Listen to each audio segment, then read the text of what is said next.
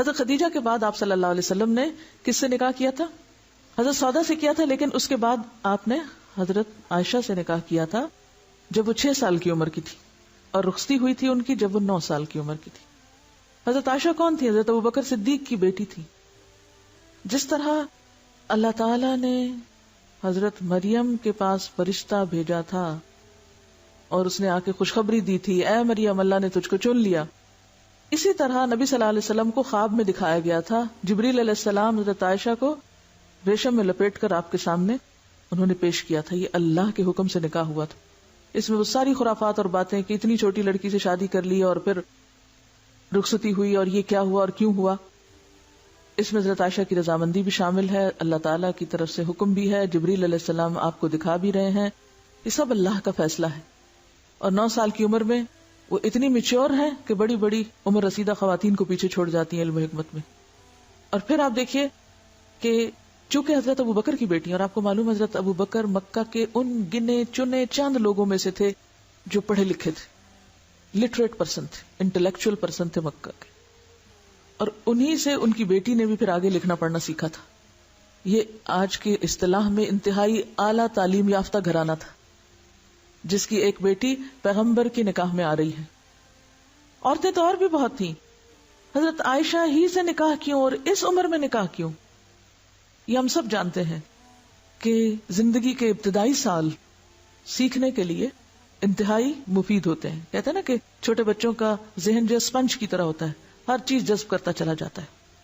جتنی بھی اور خواتین تھیں حضرت عائشہ رضی اللہ تعالیٰ عنہا کے علاوہ، وہ سب پہلے سے شادی شدہ تھیں یا پھر میچور تھیں یا ان کا ایک ذہنی سانچہ بن چکا تھا، جبکہ حضرت عائشہ رضی اللہ تعالیٰ عنہا نے دور اسلام ہی میں آنکھ کھولی، ابو بکر جیسے باپ کو پایا جو کہتے ہیں کہ ایک دن ایسا نہیں گزرتا تھا جب میں نے آپ صلی اللہ علیہ وسلم سے ملاقات نہ کی۔ حضرت عائشہ کہتی ہے کہ ایک دن نہیں ایسا ہوتا تھا جب آپ ہمارے گھر نہیں آتے تھے۔ دن رات حضرت ابو بکر صدیق اور حضور صلی اللہ علیہ وسلم کی ایک طرح سے رفاقت تھی، اور وہ اپنے باپ کے ساتھ آپ صلی اللہ علیہ وسلم کے سارے طریقوں کو دیکھ رہی ہیں، سارا دور ان کے سامنے ہے۔ پھر جب وہ نکاح کے بعد آپ کے ساتھ آتی ہیں تو دن اور رات آپ کے ساتھ ہیں، ایک طرح سے مسجد نبی کے ساتھ حجرا ہے، سب کچھ سیکھ رہی۔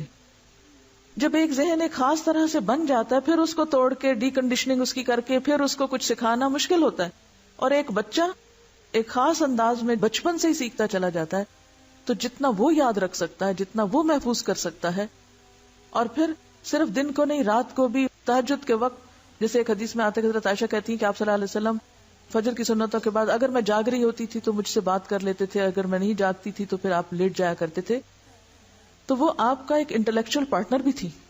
کتنی بے شمار حدیثیں ہیں جس میں حضرت عائشہ رضی اللہ تعالیٰ عنہ سوال کر رہی ہیں، کوسچنز کر رہی ہیں، اور پھر لوگ حیران ہوتے تھے کہ آپ کے پاس اتنا علم کہاں سے آیا۔ وہ سب کچھ انہوں نے کچھ اپنے والد سے سیکھا تھا اور کچھ آپ صلی اللہ علیہ وسلم سے، اور کچھ ان لوگوں سے جو آپ کے پاس آیا کرتے تھے، مختلف طرح کے وفد وغیرہ۔ اس سارے علم کے ساتھ اگر یوں کہا جائے کہ علم نبوت کی اصل وارث حضرت عائشہ بنی تو یہ مبالغہ نہ ہوگا۔ مرد حضرات کو بھی آپ سے سیکھنے کا موقع ملا، لیکن اتنے مواقع نہیں ملے جتنے حضرت عائشہ رضی اللہ تعالیٰ عنہا کو ملے، جو دن رات آپ سے سیکھتی تھی۔ چونکہ بالکل حجرہ ساتھ تھا مسجد کے، اگر آپ میں سے کبھی کسی نے دیکھا ہو مسجد نبی کو موجودہ دور میں بھی، تو آپ نے دیکھا ہوگا کہ ممبر اور آپ کے کمرے میں کتنا فرق تھا۔ لہٰذا آپ جب باہر لوگوں سے ملاقات کر رہے ہوتے تھے، کچھ سکھا رہے ہوتے تھے، تو وہ اندر سیکھ رہی ہوتی تھی سب کچھ، اور انتہائی ذہین تھی، لکھنا بھی جانتی تھی، پڑھنا بھی جانتی تھی۔ اسی لیے آپ کے بعد تقریباً 48 سال تک، گویا نصف صدی تک، عورتوں اور مردوں کو سکھانے کا کام حضرت عائشہ رضی اللہ تعالیٰ عنہا نے کیا۔ اس پر میں 1-2 کوٹیشنز آپ کو ریفرنس کے ساتھ بتاؤں گی۔ ابن عبد البر کا حضرت عائشہ کے بارے میں ایک قول ہے کہ حضرت عائشہ 3 علوم میں یکتائے زمانہ تھی، کوئی ان کے برابر نہیں تھا۔ علم الفقہ، علم الطب اور علم الشعر۔